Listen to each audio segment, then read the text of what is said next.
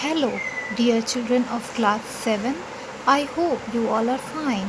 Today we will start a new topic in mathematics, that is sets. Now, what is a set? Any well-defined collection of objects is called a set. Representation of a set. A set can be represented by the following methods. Number 1, description method. Number 2, roster method or tabular form. Number 3, rule method or set builder form.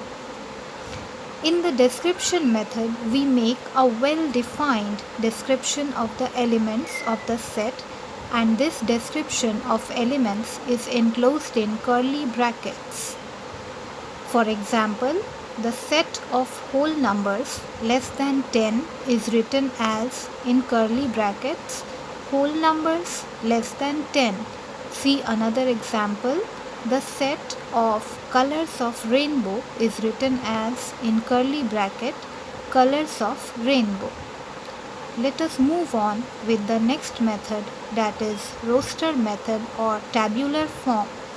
In roster method or tabular form, we list all the members of the set and separate these by commas. The list is enclosed in curly brackets.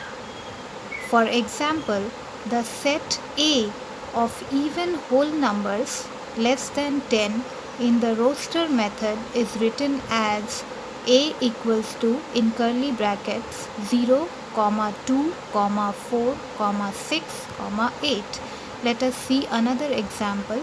If we say the set V of months of a year whose name begin with a vowel in the tabular form, it is written as capital V equals to in curly bracket April, August, October. Now let us see the third method, that is rule method or set builder form.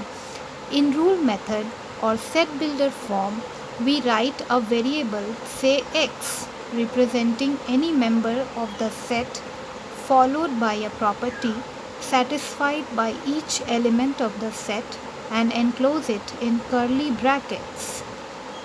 Let us see the examples. The set capital P equals to 2, 4, 6, till 18 in the set builder form is written as capital P equals to in curly bracket x, given that x is an even natural number and x less than 20. The set B equals to 0, 3, 6, 9, 12, ...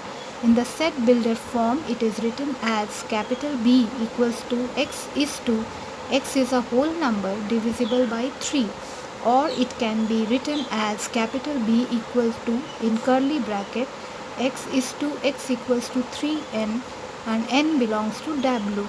In this way, you can go through some more examples before you start doing the sums.